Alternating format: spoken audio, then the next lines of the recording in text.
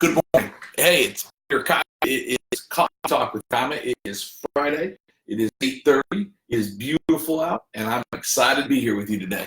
Hey, listen, we've got a lot of things to talk about today, but in particular, I just wanted to tell you how much I appreciate those of you that come back week after week and spend time with us. Some of you guys comment, some of you don't, and that's okay, but I'm glad that you keep coming back. So many of you come back and contact me during the middle of the week. And the coolest part to me about Coffee Talk with Kaima, listen, I love hearing from all of you, but the coolest part to me is when I see somebody's kids and they're like, oh, hey, I saw Coffee Talk with Kaima. It just cracks me up to see kids watching Coffee Talk with Kaima. My ball players, they all watch it. They always look for a shout out, that kind of thing. But I just absolutely love that. It makes me feel really good that we're entertaining enough not only for the larger children, but even the smaller children. So anyhow, good morning to you. I'm glad that you're here. There's an awful lot going on right now, but the biggest thing going on, so look, first of all, let me say this. Everybody has issues, right? Everybody has things going on in their lives, whether they're good issues, bad issues, whatever they are, everybody has something going on in their life. And whatever that is the most important thing in that person's world. The most important thing in my world, the biggest issue in my world, and there's two of them now, is my wife Jennifer is out of town for about a week. She went up to visit her mom and see her old stomping grounds in Pennsylvania. And so I'm on daddy duty. Now, don't feel too bad for me. I've got one hell of a good mom who's pitching in. She came over and made dinner for the kids last night. She's carting them around to practices and things of that nature. So I'm very fortunate. But there is still an increased level of anxiety or responsibility around the house. A, I want to make sure they don't kill each other. B, I want to make sure the house doesn't burn down. I don't know if that's A and B or B and A, but either way, those are my main responsibilities. Make sure that the dog is fed, make sure that they get fed, and make sure that they don't kill each other. But I always appreciate Jennifer so much more when she's out of town than I do when she's here because of all the little things. Like I had no idea. Like I have this thing, and you all should get one, right? If you don't have one of these, you need one of these. It's called the Magic Pile. You see, I take my dirty laundry and I put it in this pile, and all of a sudden, like 2 days later, it shows up in my closet and in my dresser, and it's folded and hung up. It's the most amazing thing in the world. It's called a Magic Pile. If you don't have one, find a way. I don't know how I got mine, but find a way to get one. But seriously, the amount of laundry that girl does and the amount of stuff she just gets done just blows me away while working full time and raising me. And yeah, so I raise, if you wouldn't mind joining me, I raised my Kaima cup this morning to you, Jen. So, who's got the fever? No, I don't mean the fever from the weather outside because holy crud, it's hot outside. I almost said something there that the kids would not have approved of. But oh my goodness, it's hot out. But who's got the fever, right? Wegmans, Canes, Major League Baseball playoffs, NFL's in its 5th week. Guys, it is an absolutely awesome time right now. Business is wide open. We're getting ready to head into the holidays. I think tomorrow morning we're going to be in the 60s when we wake up in terms of temperature. The coffee's going to taste so much better on a day like tomorrow. The only two people I know in this world that cannot stand the idea that we're going to drop below 89 degrees at any point would be Miranda and Carrie. They love it hot, and I mean just hot. Anyhow, so there's so much going on. Who went to Wegmans? Raise your hand. Raise your hand if you've been to Wegmans. I have not, by the way, but my youngest son, Camden, and my wife were there when it opened up. They were there at the gates in line when they opened it up that morning. Camden came home, and it's hard to get him frustrated, but he came home really frustrated because people were rolling carts up on his back of his heels. People were bumping into him. And he told me, he said, Dad, I had to teach people some manners because people weren't saying I'm sorry. So he would tell them, you really should say you're sorry, things like that. It just cracks me up. And I don't think the apple falls far from the tree, if you know what I mean. And that may not be a good thing. So anyhow, the other thing I wanted to mention to you was, by the way, keep raising your hand. Have you been to Wegmans? Hey, good morning, Christina. Have you been to Wegmans? And if so, what did you think? Is it what you hoped it would be for those of you that have never been before? Is the hype worth the wait? I know, listen, I'm from New England. I know all about Wegmans. I've known Wegmans for many years. I'm a Wegmans fan, full disclosure. But was it worth the hype? Is it worth the wait? Was it worth all of the oh, what's the word I'm looking for? The excitement that was built up. Was it worth waiting in line overnight for to get into your first Wegmans? Those of you from upstate New York, those of you from the Rochester area, I know how you feel about Wegmans. I feel the same way. But for those of you from the South that have never experienced Wegmans before, do you see the excitement now? What did you think? Let me know. I'd be curious to know. I've been meaning to ask. By the way, we have got a new supply of Kaima cups. Who needs a Kaima cup? If you want a Kaima cup, PM me your address and we'll get you a set of Kaima cups. We have both the metal kind that say Kaima commercial on them, and of course our traditional, kind of our roaming gnome, so to speak, our regular Kaima cup. What we ask is that when you post a picture of the Kaima cup, go ahead and hashtag that. Hashtag it Kaima cup. And we've had a lot of fun with that. If you do a search now, you're going to see Kaima cups from Banff to China, to all over Europe, all over the United States, in the Boston Harbor, you name it. The Kaima Cup's done some traveling. But if you need a Kaima Cup or you need to replace your old Kaima Cup, give us a call. We love sending these out. We would love for you to get one. Please go ahead and take pictures of them. I get pictures all the time of people seeing. They'll go to a meeting, they'll look across the room, and they'll see a Kaima Cup on somebody else's desk, and it gives them a reason to go talk to them, which I think is also pretty cool. Yesterday, I put a post up here, and the post was, in my mind, creative. I wouldn't consider myself the most creative person in the world, but I do have some creativity, mostly in the kitchen when I'm cooking. I can take 4 ingredients and make whatever you want out of it.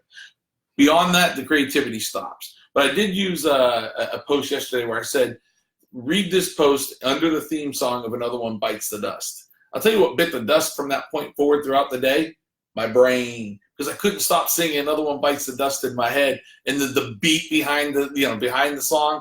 As I'm walking up down the hallway, I told Megan about it. Next thing I know, Megan's doing the beat. It was the funniest thing in the world. But do you ever get a song stuck in your head that you just can't get rid of? What's that other one? There's one really annoying. It's not an annoying song, but it's annoying once it gets stuck. Party in the USA or something like that. I don't know. Some young girl sings something about Party in the USA. Whenever I hear that, it's 3 days worth of Party in the USA in my head. Anyhow, so let's talk a little bit about real estate this morning. Actually, I want to back up one more second. One of the coolest parts about Jen being out of town, and don't get me wrong, Jen, I'm not saying I love you being out of town, because I'd much rather have you here. But we do something every Friday night in our family. We've done this since Cole was born, and if you've been watching Coffee Talk for any amount of time, you know this. We've done something called Friday Night Family Night. And that means every Friday night from 5 to 9, and I tell all my clients this, every Friday night from 5 to 9, I shut my phone off. Jen shuts her phone off. Cole's not allowed to have his. And we just sit there and pick a restaurant. We go to dinner somewhere, typically local to Wake Forest. But we'll go grab dinner somewhere, and it's just 3 to 4 hours of just us, the 4 of us hanging out. We've done this for, Cole's 15 now, so for about 15 and a half years, we've gone out for Friday Night Family Night. And we'll do that again tonight in honor of Jen. Jen's up in Pennsylvania again, for those of you tuning in a little bit later. But me and the boys will go out tonight. The nice thing about when it's not Jen or it's not the boys, and it's a group, is they never decide on what restaurant to go to. So tonight we'll be at Buffalo Brothers. If you get a chance, you want to come see us at Buffalo Brothers, we'll be there around dinner time tonight. Come say hey. But we'll do Friday Night Family Night there. But more importantly, when Jen used to go out of town and the kids were little, you want to talk about some excited kids, I would whisper to them, hey, Mom's leaving. You know what we're going to do? We're going to have pizza in the living room. Pizza in the living room. You would have thought I was Santa Claus bringing an extra set of gifts. They would get so excited. Cole, my now 15-year-old, would be embarrassed for me to tell you that he would run around the house and rip off his shirt, screaming, we're going to have pizza in the living room. We're going to have pizza in the living room. It was the most fun time. So even to this day, so I told him sometime this weekend we'll get pizza and eat it in the living room. And now that he's 15, it's more like this. This is kind of the response I get from him now. What?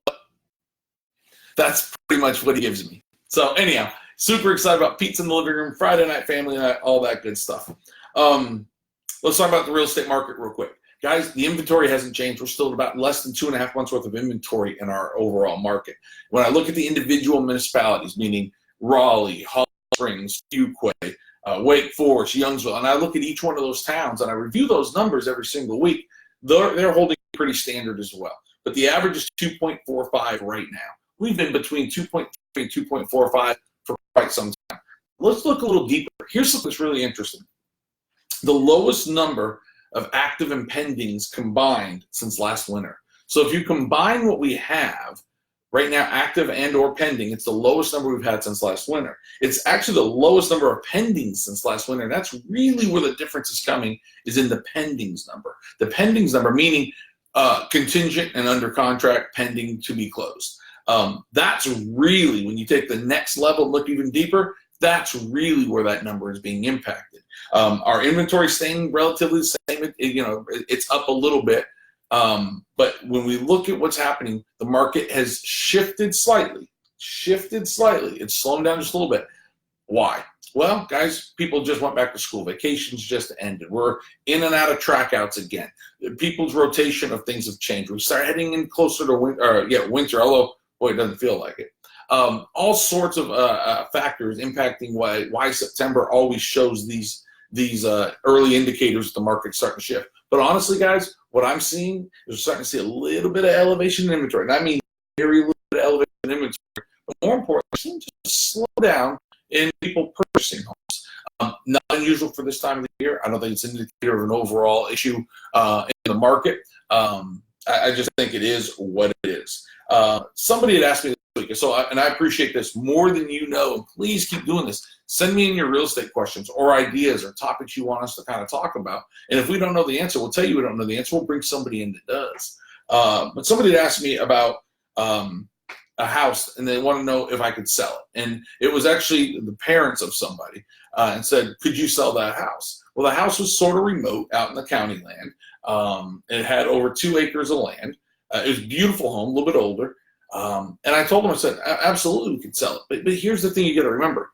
The decision on whether we can sell it or not even really a decision, but the position we're put in on whether we can sell it or not was made when they bought the home 7 years ago. What do I mean by that?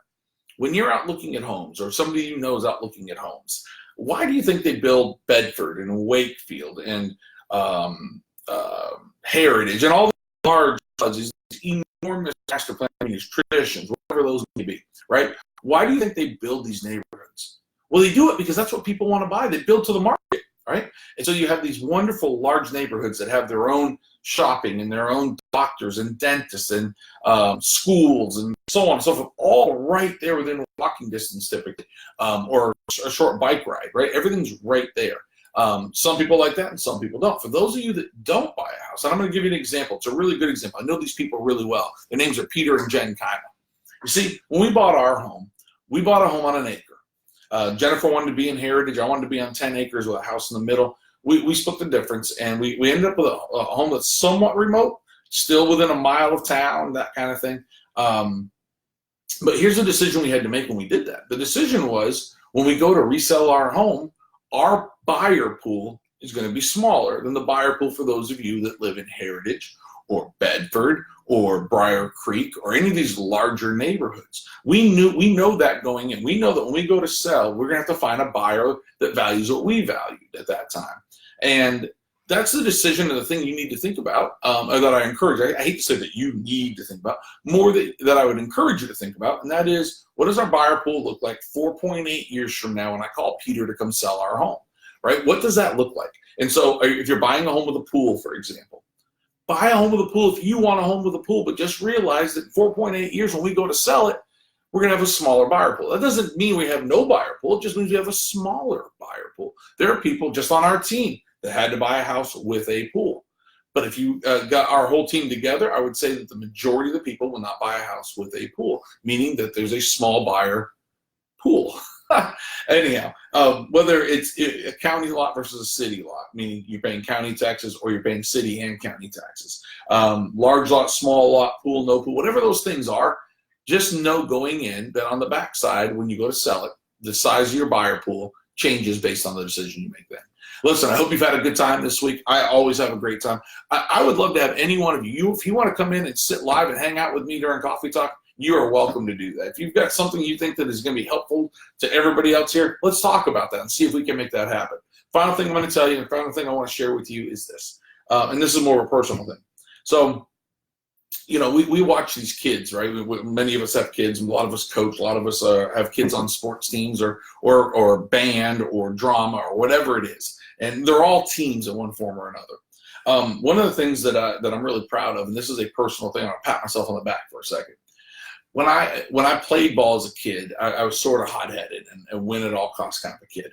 When I started coaching, I was still pretty hot-headed and still win at all costs. I mean, development was still in the forefront, but winning was important.